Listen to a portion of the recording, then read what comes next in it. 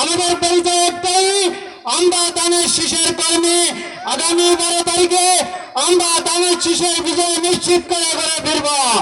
সম্মানিত উপস্থিতি, এই পর্যায়ে বক্তব্য নিয়ে আসার জন্য অনুরোধ জানাচ্ছি আজকের এই জনসভার প্রধান অতিথি সিলেট 1 সংসদীয় আসনের সংসদ সদস্য পদপ্রার্থী ধানের শীষের কান্ডারি জনতা খন্দকার আব্দুল মুক্তাদির ভাই।